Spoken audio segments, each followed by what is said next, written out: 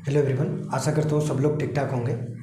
Last class में हम लोग डिस्कस किए थे integrated rate law equation for fast order reaction. आसान टॉपिक था, बहुत आसानी से समझ गए होंगे आप लोग, क्योंकि जो भी कॉन्सेप्ट हम लोग अप्लाई किए थे जीरो ऑर्डर रिएक्शन को समझने के लिए, जीरो ऑर्डर रिएक्शन में जो भी टॉपिक हम लोग पढ़े थे, इंटीग्रेटेड रेट लॉ इक्वेशन हो या हाफ लाइफ पीरियड हो या ग्राफ्स हो, जो भी कॉन्सेप्ट हम लोग अप्लाई करके जीरो ऑर्डर रिएक्शन को समझे थे, वही सेम कॉन्सेप्ट, वही कॉन्सेप्ट अप्लाई हो रहा है यहाँ पे फास्ट ऑर्डर रिएक्शन को भी समझने के लिए। तो मेरा रिक्वेस्ट है, जो भी स्टूडेंट्स जीरो ऑर्डर रिएक्शन को बगैर देखे फास्ट ऑर्डर रिएक्शन को अटेंड करने के लिए आए हैं यहाँ पे लेक्चर, उनको मेरा रिक्वेस्ट है जाके पहले जीरो ऑर्डर रिएक्शन को अच्छे से देखिए, मेरा ही लेक्चर देखिए, चैनल में अपलोड है।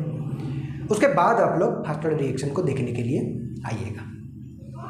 आपके भले के लिए बोल रहा हूँ, आपके लिए ही आसान होगा टॉपिक को समझने के लिए। समझ रहे हैं? जैसे कि आज का टॉपिक क्या है, फास्ट ऑर्डर रिएक्शन के लिए हम लोग पढ़ेंगे हाफ लाइफ पीरियड को। जो भी कॉन्सेप्ट वहाँ पे अप्लाई किए थे वही सेम कॉन्सेप्ट यहाँ पे अप्लाई होगा, लेकिन वहाँ पे क्या किया था मैंने जीरो ऑर्डर रिएक्शन में, हाफ लाइफ पीरियड का डेफिनेशन भी बताया था। हाफ लाइफ पीरियड क्या होता है, कैसे हम लोगों को पता चलता है कि एक रिएक्शन का 50% कंप्लीट हो गया है, और हाफ लाइफ पीरियड किसको बोलते हैं, वो सारा कॉन्सेप्ट में बता चुका था जीरो ऑर्डर रिएक्शन। तो आप लोग डायरेक्ट अगर हाफ लाइफ पीरियड देखने के लिए आएंगे फास्ट ऑर्डर रिएक्शन का, तो आपको तो थोड़ा सा दिक्कत तो होगा ही, फिर मुझे दोष मत दीजिएगा, है कि नहीं। तो जाके पहले आप लोग क्या करिएगा, जीरो ऑर्डर रिएक्शन में जो भी कॉन्सेप्ट में पढ़ाया हूँ, जो भी टॉपिक में पढ़ाया हूँ और जो भी कॉन्सेप्ट अप्लाई किया हूँ, वो जाके पहले अच्छे से समझिए, फिर फास्ट ऑर्डर रिएक्शन को समझने के लिए आइएगा, है ना। ये मेरा रिक्वेस्ट है आप सब लोगों से। तो यहाँ पे मैं हाफ लाइफ पीरियड का कोई भी डेफिनेशन बताने वाला नहीं हूँ, यहाँ पे मैं डायरेक्ट हाफ लाइफ पीरियड का डेरिवेशन बताने वाला हूँ, क्योंकि सारा कॉन्सेप्ट, सारा डेफिनेशन मैं वहाँ पे बता चुका हूँ, है ना। तो चलिए देखते हैं डेरिवेशन को। तो आज का टॉपिक क्या है, half life period for fast order reaction. Fast order reaction का हम लोग हाफ लाइफ पीरियड को समझने वाले हैं। देखिए, A gives B, suppose A gives B एक फास्ट ऑर्डर रिएक्शन है। एट टी इक्वल टू 0 मतलब इनिशियली रिएक्टेंट का कॉन्सेंट्रेशन कितना है, ए नोट, और प्रोडक्ट कितना होगा 0। एट टी इक्वल टू 0 मतलब रिएक्शन अभी स्टार्ट ही हुआ नहीं है, जस्ट स्टार्ट होने वाला है, तो इनिशियल कॉन्सेंट्रेशन कितना होगा, ए नोट, और प्रोडक्ट कितना होगा 0, रिएक्शन हुआ ही नहीं। और यहाँ पे ए का स्टोइचियोमेट्रिक कोएफिशिएंट क्या है, यहाँ पे ए कौन है, रिएक्टेंट, बी क्या है, प्रोडक्ट। तो यहाँ पे रिएक्टेंट का स्टोइचियोमेट्रिक कोएफिशिएंट भी 1 है, प्रोडक्ट का स्टोइचियोमेट्रिक कोएफिशिएंट भी 1 है। इसका मतलब क्या है, एक ए खत्म होने पर एक बी प्रोड्यूस होगा। केमिस्ट्री के टर्म में हम लोग अगर बोलने की कोशिश करेंगे, 1 मोल ए खत्म होगा तो 1 मोल ऑफ बी प्रोड्यूस होगा, क्योंकि इसका भी स्टोइचियोमेट्रिक कोएफिशिएंट 1 है और प्रोडक्ट का भी स्टोइचियोमेट्रिक कोएफिशिएंट 1 है। इसका सिंपल सा मतलब यही है। जैसे कि 10 मोल ऑफ ए खत्म होगा तो 10 मोल ऑफ बी प्रोड्यूस होगा, 5 मोल ऑफ ए खत्म होगा तो 5 मोल ऑफ बी प्रोड्यूस होगा, वैसे ही, समझ रहे हैं। तो एट टी इक्वल टू 0 मतलब इनिशियली कॉन्सेंट्रेशन ऑफ रिएक्टेंट कितना था, ए नॉट, और प्रोडक्ट कितना था 0, क्योंकि रिएक्शन स्टार्ट ही हुआ नहीं था। समझ रहे हैं, वही सेम कॉन्सेप्ट अप्लाई हो रहा है यहाँ पे, है ना। देखिए, at T equal to T second, A naught से एक्स अमाउंट डिसोसिएट हो चुका है, खत्म हो चुका है, तो जितना खत्म होगा रिएक्टेंट की कॉन्सेंट्रेशन उतना प्रोडक्ट प्रोड्यूस होगा, क्योंकि दोनों का स्टोइचियोमेट्रिक कोएफिशिएंट 1 है। तो यहाँ पे एट टी सेकेंड मतलब after T second initial concentration से एक्स अमाउंट डिसोसिएट हो चुका है। अगर एक्स अमाउंट डिसोसिएट हो चुका है तो प्रोडक्ट कितना बनेगा, यहाँ पे एक्स अमाउंट का प्रोडक्ट बनेगा, है कि नहीं। और after T time, T second हो, टी मिनट हो, जो भी हो, after T time concentration of reactant को हम लोग कितना मानते हैं, 80 सपोज करते हैं, 80 कंसीडर करते हैं, है कि नहीं। और मैं वहां पे बताया था, जब टी हाफ आ जाता है, जब रिएक्शन का 50% कंप्लीट हो जाता है, तब इनिशियल कॉन्सेंट्रेशन का कितना खत्म हो जाता है, आधा खत्म हो जाता है। समझ रहे हैं, इनिशियल देखो, at T second concentration of reactant से एक्स अमाउंट खत्म हो चुका है, तो प्रोडक्ट बन रहा है x amount. At T half second मतलब हाफ लाइफ पीरियड आ चुका है, 50% रिएक्शन जब खत्म होगा उस टाइम पे at T half second concentration of reactant कितना हो जाता है, आधा हो जाता है। ये मैं बहुत अच्छे से बताया था, जीरो ऑर्डर रिएक्शन में विथ एग्जाम्पल बताया था, समझ रहे हो। तो इनिशियल कॉन्सेंट्रेशन ए नॉट है, 8t½ सेकेंड इनिशियल कॉन्सेंट्रेशन का 8t½ सेकेंड आधा खत्म हो जाता है, मतलब ए नॉट से आधा खत्म हो गया, तो बचा कितना, a0/2, और आधा खत्म हो चुका है तो प्रोडक्ट कितना बना होगा, a0/2 बना होगा। a0/2 खत्म हो चुका है इसलिए a0/2 बचा है, समझ रहे हो। तो a0/2 बचा है, तो a0/2 खत्म हुआ है तो a0/2 प्रोड्यूस हुआ होगा प्रोडक्ट, है कि नहीं। तो इसको क्या मानेंगे हम लोग, 80, है ना। After T time concentration of reactant को हम लोग कितना मानते हैं, 80 ही कंसिडर करते हैं। After T time concentration of reactant को 80 सपोज करते हैं, है ना। तो 8t½ सेकेंड जो डाटा यहाँ पे आया है, इसी डाटा को हम लोग यूज करते हैं हाफ लाइफ पीरियड को डिराइव करने के लिए। वही सेम कॉन्सेप्ट वहाँ पे भी ऐसे ही किए थे। तो हाफ लाइफ पीरियड डिराइव करने के लिए हम लोग को जरूरत क्या होगा, इंटीग्रेटेड रेट लॉ इक्वेशन का जरूरत होता है। जीरो ऑर्डर रिएक्शन का भी हम लोग जब हाफ लाइफ पीरियड पढ़ रहे थे वहाँ पे भी क्या हो रहा था, इंटीग्रेटेड रेट लॉ इक्वेशन का जरूरत हो रहा था। यहाँ पे भी जरूरत होगा इंटीग्रेटेड रेट लॉ इक्वेशन का। तो फास्ट ऑर्डर रिएक्शन का हाफ लाइफ पीरियड का फॉर्मूला क्या है, फास्ट ऑर्डर रिएक्शन का इंटीग्रेटेड रेट लॉ इक्वेशन का फॉर्मूला क्या है, K = 1/T ln A0/80, यही है। देखो यहाँ पे T क्या है, हाफ लाइफ, यहाँ पे T क्या है, टाइम पीरियड है, और हम लोग डाटा यूज करने वाले हैं हाफ लाइफ पीरियड का। तो टाइम पीरियड कितना होगा, T½ तो T की बदले हम लोग T½ यूज कर लिए, ln लिखा। A0 क्या है, इनिशियल कॉन्सेंट्रेशन है, और इनिशियल कॉन्सेंट्रेशन यहाँ पे कितना है, A0, तो A0 की जगह में A0 ही लिखेंगे।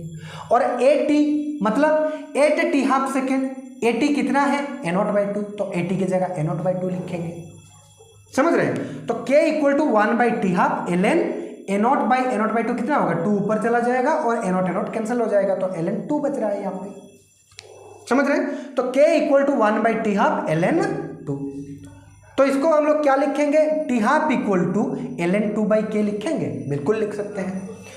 T½ उधर चला गया, K इधर आ गया, तो 1/K × ln 2 इसको लिख सकते हैं, ln 2/K बिल्कुल लिख सकते हैं।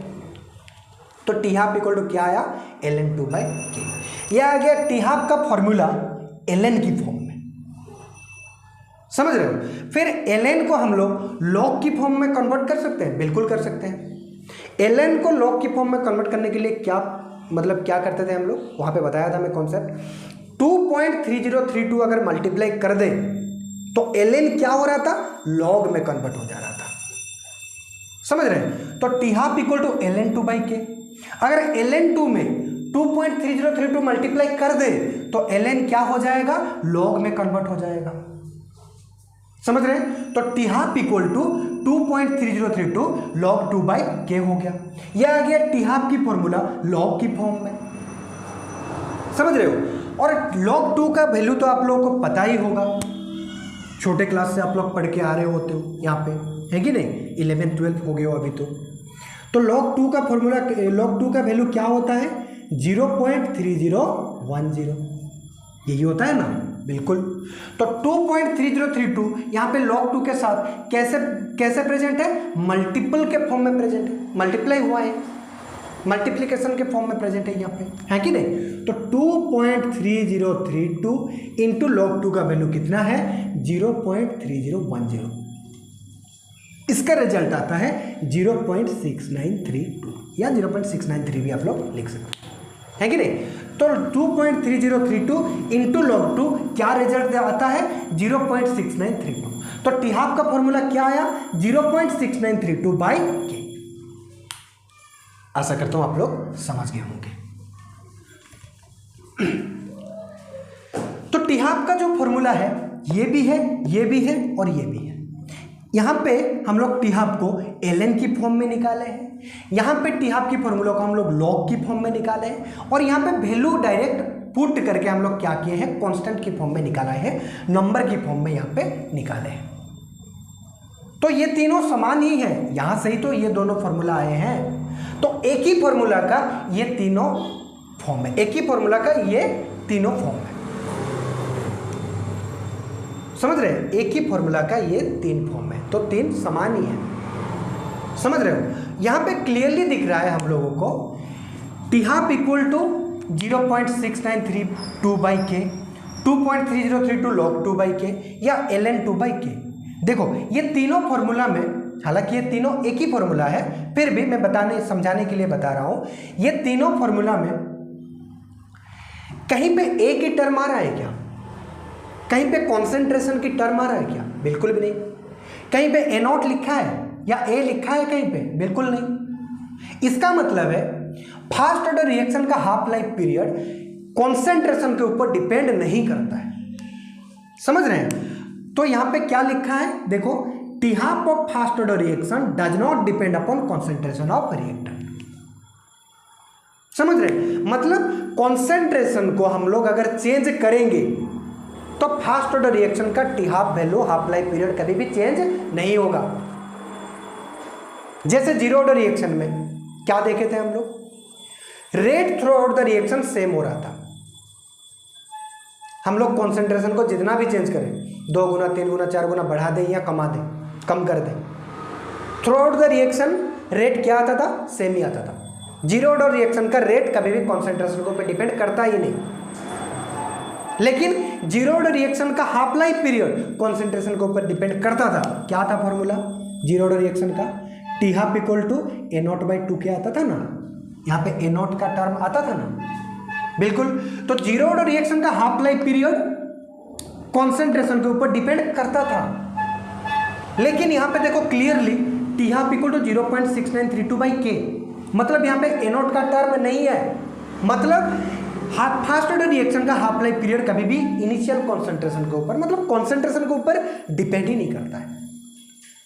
मतलब एक रिएक्शन के, अगर आपको मैं क्वेश्चन दूं, क्वेश्चन के फॉर्म में समझाऊं, अगर एक रिएक्शन है जो कि फास्ट ऑर्डर रिएक्शन है, उसका इनिशियल कॉन्सेंट्रेशन अगर 50 मोल पर लीटर है, तब हाफ लाइफ पीरियड था 10 सेकेंड, समझ रहे हो। अगर मैं 50 को 100 मोल पर लीटर कर दिया या 200 मोल पर लीटर कर दिया, इनिशियल कॉन्सेंट्रेशन को 4 गुना कर दिया, अगर पूछेगा तब हाफ लाइफ पीरियड क्या होगा, तो आप आंसर क्या दोगे, वही 10 सेकेंड ही दोगे। जितना पहले हाफ लाइफ पीरियड था उतना ही होगा। क्यों, फास्ट ऑर्डर रिएक्शन का हाफ लाइफ पीरियड कभी भी कॉन्सेंट्रेशन के ऊपर डिपेंड करता ही नहीं है, समझ रहे हो। आशा करता हूं समझ गए होंगे। जो भी बच्चे जीरो ऑर्डर रिएक्शन देख करके ये लेक्चर देख रहे होंगे ना, उनको बहुत मजा आ रहा होगा,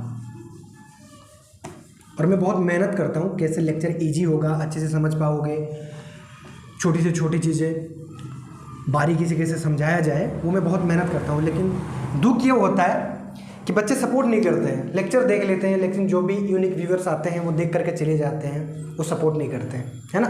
तो चलो सपोर्ट करा करिए। तो ये था फास्ट ऑर्डर रिएक्शन का डेरिवेशन हाफ लाइफ पीरियड के लिए, और ये फॉर्मूला है क्या है, 0.6932 बाई के। ये भी फॉर्मूला है हाफ लाइफ पीरियड का, ये भी है, ये भी है, ये तीनों एक ही फॉर्मूला है, एक ही फॉर्मूला का ये 3 फॉर्म है, समझ रहे हैं।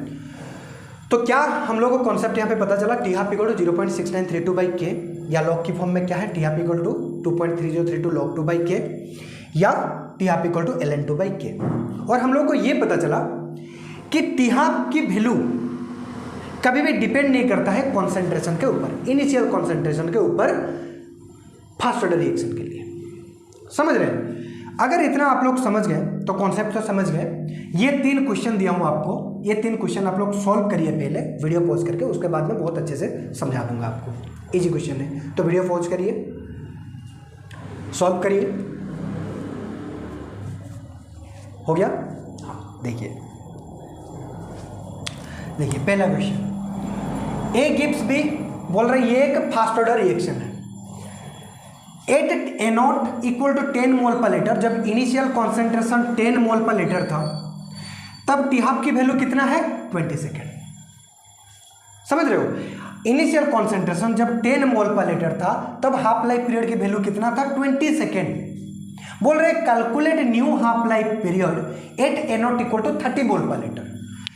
अगर ए नॉट की वैल्यू को हम लोग 3 गुना कर दें, वही सेम रिएक्शन में 10 मोल पर लीटर था, अगर हम लोग 3 गुना कर दें, 30 मोल पर लीटर कर दें, तो न्यू हाफ लाइफ पीरियड कितना आएगा, बोल रहे हैं, तो सिंपल सा आंसर है, हाफ लाइफ पीरियड चेंज होगा ही नहीं, क्योंकि आप लोग यहाँ पे देख चुके हैं half life period fast order reaction का डिपेंड करता ही नहीं है इनिशियल कॉन्सेंट्रेशन के ऊपर।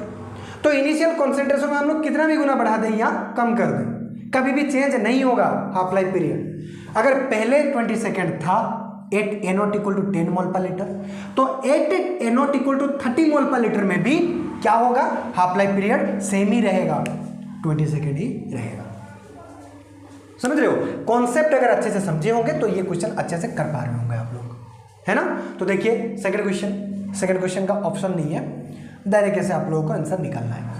ए गिब्स बी बोल रहा है ये क्या है, एक फास्ट ऑर्डर रिएक्शन है, क्लियरली बोला है फास्ट ऑर्डर रिएक्शन है। बोल रहा है rate of the above reaction at 0.4 mole per litre concentration, जब कॉन्सेंट्रेशन 0.4 मोल पर लीटर था, कितना है, is 0.2 into 10 to the power 2 mole per litre per second. समझ रहे हैं, रेट इस रिएक्शन का, इस फास्ट ऑर्डर रिएक्शन का rate 0.2 into 10 to the power 2 mole per litre per second है। कब, जब कॉन्सेंट्रेशन ऑफ रिएक्टेंट की कॉन्सेंट्रेशन जब 0.4 मोल पर लीटर था। यही है, देखो सॉल्यूशन कर रहा हूं यहाँ पे मैं सेकंड क्वेश्चन का, है ना, सेकंड क्वेश्चन का।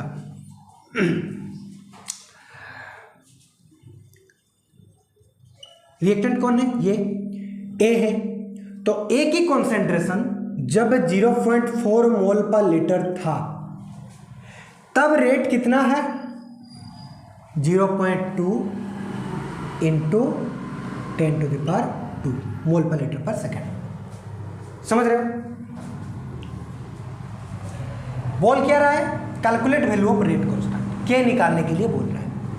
तो अकॉर्डिंग टू रेट लो हम लोग क्या लिख सकते हैं, R इक्वल टू के ए टू द पावर 1 लिखेंगे, पावर में 1 आएगा क्योंकि ये फास्ट ऑर्डर रिएक्शन है। समझ रहे हो, तो रेट कितना है, 0.2 into 10 to the power 2 mole per litre per second equal to k, rate 0.2 into 10 to the power 2 कब है, जब कॉन्सेंट्रेशन रिएक्टेंट का 0.4 है, पावर क्या आएगा, 1 आएगा। और 0.4 की पावर 1 तो क्या होगा, एक नंबर का अगर पावर 1 होगा तो क्या आएगा आंसर, वही नंबर ही होगा। समझ रहे हैं, तो यहाँ से के हम लोग आसानी से निकाल सकते हैं, ये 0.4 जाके उधर डिवाइड हो जाएगा बाय 0.4, 0.2 ये कट जाएगा 2 की नंबर से, और 10 का स्क्वायर तो क्या होगा आंसर, 100 बाई 2 क्या आएगा, 50, यही आंसर, ये 50 है ना।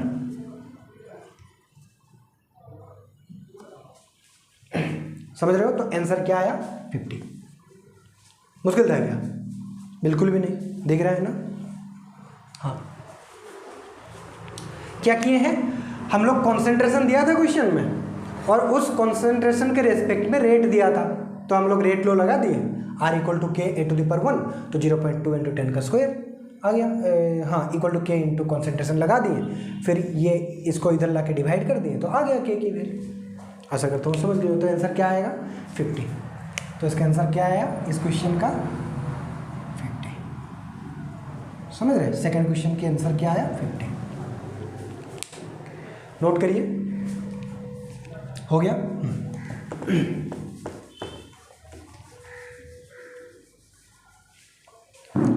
देखिए थर्ड क्वेश्चन एक जीरो ऑर्डर की है, अच्छे से कर पाएंगे करके मैं मान लेता हूँ, कर लिए होंगे अच्छे से। देखिए थर्ड क्वेश्चन की मैं यहाँ पे सॉल्यूशन कर रहा हूँ। ए गिव्स बी, यहाँ पे क्लियरली बोला है ये एक जीरो ऑर्डर रिएक्शन है। बोल रहा है if reaction complete in 70 minutes, total reaction complete हो जा रहा है कितने मिनट्स में, 70 मिनट्स, मतलब T 100% की वैल्यू दिया है।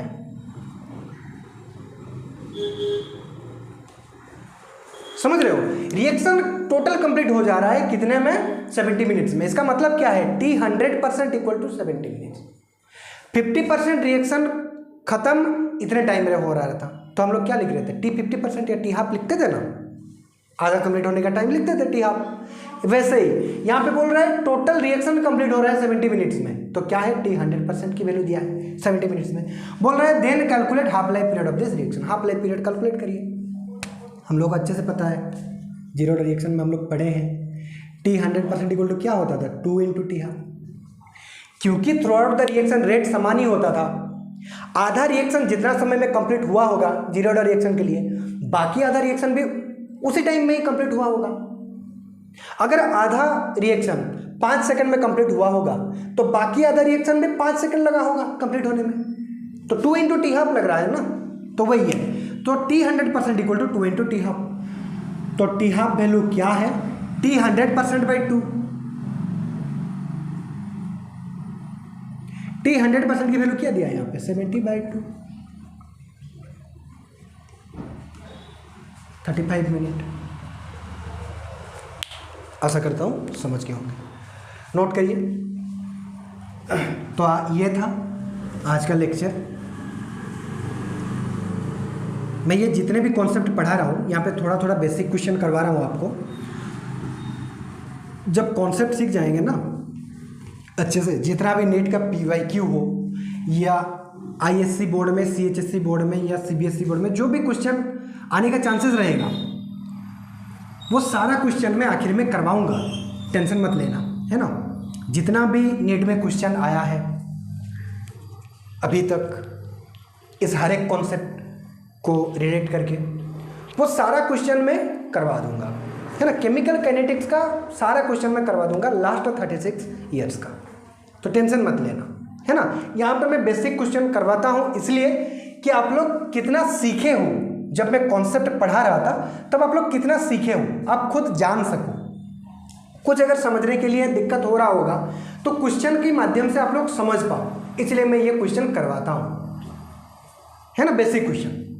और जितना भी नीट रिलेटेड क्वेश्चन है या बोर्ड रिलेटेड जो भी क्वेश्चन है वो मैं आखिर में करवाऊंगा, टेंशन मत लेना, है ना। तो आशा करता हूँ लेक्चर पसंद आया होगा। अगर ये लेक्चर आप लोगों को पसंद आया है तो बिल्कुल एक लाइक करिएगा, कमेंट करिएगा, कमेंट सेक्शन में बताइएगा कि लेक्चर कैसा लगा, तो मेरे को अच्छा लगेगा। अगर आपका कोई दोस्त का मेरे ये लेक्चर काम में आएगा करके आपको लगता है तो बिल्कुल उसको शेयर कर दीजिएगा, है ना। तो फिर मिलेंगे नेक्स्ट लेक्चर में, तब तक के लिए पढ़ते रहिए अच्छे से। धन्यवाद।